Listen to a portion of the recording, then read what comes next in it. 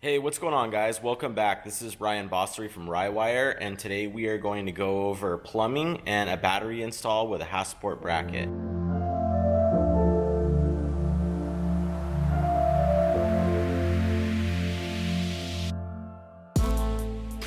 I'm going to go over some things with you, what lines I removed from the vehicle, and then what lines I replaced them with.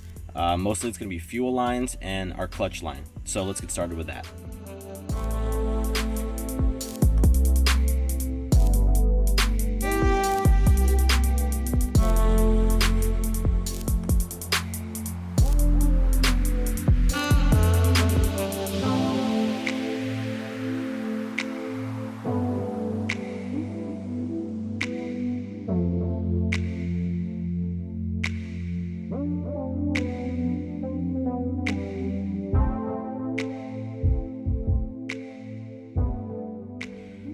Alright, so we got 3 lines under the dash here, and I kind of tried to label them for us. So this top line right here is going to be our feed. The one below that is a vent. And the one right here is a return. So as you can see, the feed line is untouched. The vent is actually cut for right now. What I'm going to end up doing is I'm going to cut the vent near the tank and then ventilate that. And this line right here is going to be the return, and you could see I've already hooked something up to it. But let's start right here with the feed. So that line is going to travel that direction over our pedal assembly, and then it's going to end up over here on the firewall. So this is still the factory line, guys. Next thing you could see is a connection. So what I did was I used a tube nut and a sleeve in a -5 AN, and I used a union to adapt it to a 6. You can see right here. That 6 becomes an XRP HS79 hose, which goes through our nuke filter, which I mounted to the ceiling of the chassis inside the car. Goes through another union fitting here, and then down to our bulkhead in our firewall. So that's going to feed the engine with fuel. All right, next let's have a look at the return line. If you guys can see, it's located right here. So what this is this is a -5 equivalent hose. So what I did was the same thing as the fuel feed. I used a tube nut and a sleeve to slide it over. I made a flare with my 37-degree flare tool. This union fitting is from a 5 to a 6, and then the XRP line is a -6. So this is going to travel, everything's kind of just mocked up right now, but it's going to travel over the pedal assembly, and it's going to go through the firewall right here. So our bulkheads are located right here. What these are threaded fittings that have nuts on the back that you can thread and tighten in. And then you can use a hose end fitting that will thread into your bulkhead, and then this creates a pass through something, maybe as thick as about 1.5 inches. So our firewall is super thin, and we just tighten our bulkheads really tight, and then we have a fitting to be able to pass through our firewall. And you guys can kind of see as a reference of where everything is located. Our proportioning valve is right there in the center of the car. Our filter is kind of at the top. And you can see that the driver's steering shaft is to the left of that. So everything is located very centralized in the vehicle. And I have already checked that our throttle pedal doesn't come anywhere close to that. It's actually more in this area, so it's not going to even interfere at all. So all the brake lines, fuel lines, and water lines on this vehicle are actually just being loosely mocked up. We'll finalize all the mounting of those later. Alright, so here you guys can see our fuel lines passing through the firewall, courtesy of our bulkheads. So there's going to be 2 bulkheads, one for the feed, one for the return, 2 fuel lines coming into our hybrid racing regulator. So the bottom one is going to be our return, and our feed is going to come through the side. So this regulator has a 1/8 MPT here, so we can mount a gauge, so we can see our fuel pressure, and then adjust that on the top. to dial it in exactly where we need it. The fuel will feed through the regulator, through our XRP lines, and then to our rail. So this is actually a deadhead system. That means that our fuel does not have a return, and the return is actually back at the regulator. So if you guys notice, the other side of this rail would have a fitting on it, but what I'm going to do is I'm going to just go ahead and plug that off. So our fuel is only going to enter here on the rail, and then it's going to travel to all of our injectors. You might not want to style a system like this if you have a turbo vehicle or high horsepower because of cavitation problems.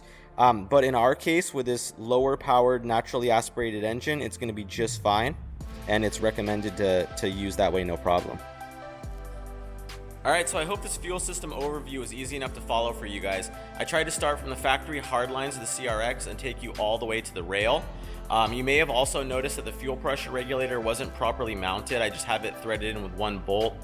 I'm going to be taking the CRX over to Wisecraft to have him do an exhaust system for the vehicle.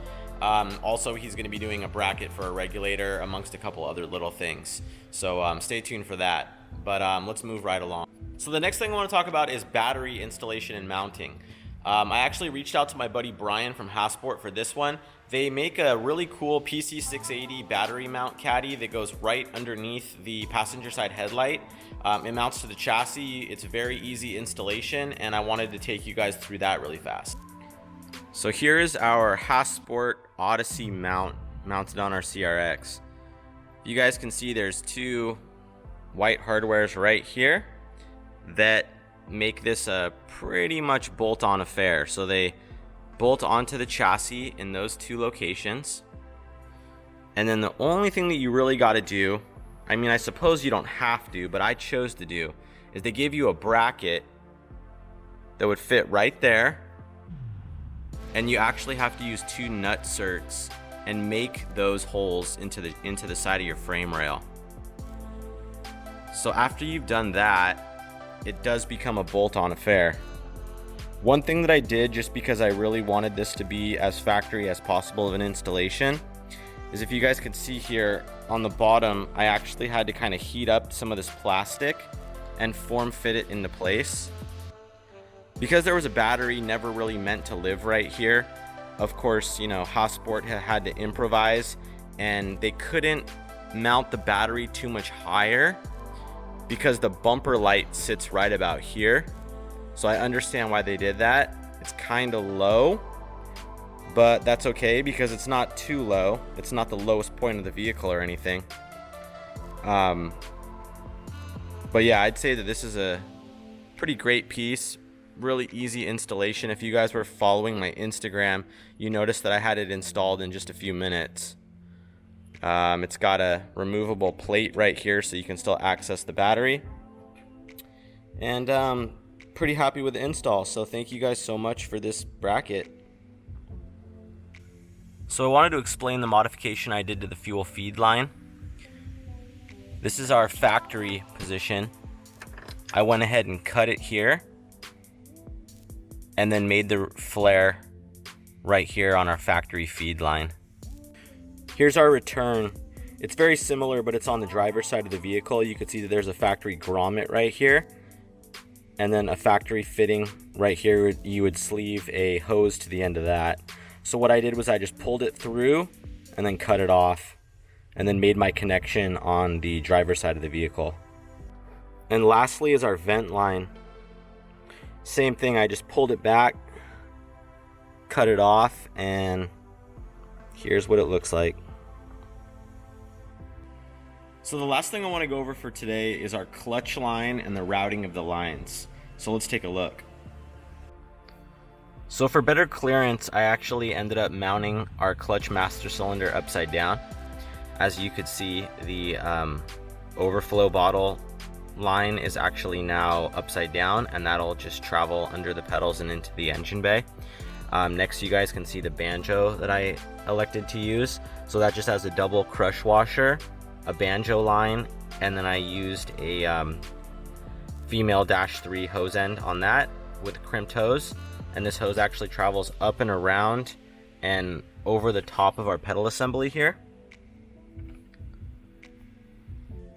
It travels over our pedal assembly, down, and then through that bulkhead, which is actually the third one on the bottom right there, going through to our firewall.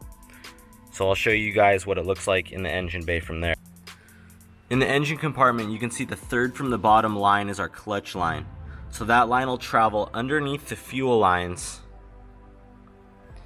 It'll travel underneath the fuel pressure regulator, and then eventually to its end destination at the slave. So every single component that you use in a fuel system is going to make your fuel system a little bit different. If you guys decide to design your fuel system exactly like mine, then that's great. It's easy to follow. But if you have something different, it may drastically affect the way that the fuel system is designed. Things like center feeding the fuel rail, feeding it from the opposite side, mounting the fuel pressure regulator in a different spot, having a fuel filter maybe in the engine bay or under the vehicle. All these things can really drastically change the way that the fuel system is going to be designed, and also the way that the fuel system may operate. I decided to do mine a certain way. You guys don't have to follow the exact same strategies, but I just wanted to show you my process and some of my thought that I really have to take to be able to design the fuel system properly. There's no right way to do it. I just know from experience things that I want to stay away from, obstacles that I may have in the way. So yeah, like I said, if you guys see something that is concerning to you, or maybe you have a question about it, let me know. Will try my best to answer questions and be involved. So yeah, let me know, and I appreciate it. Thank you guys so much for tuning in. Peace out.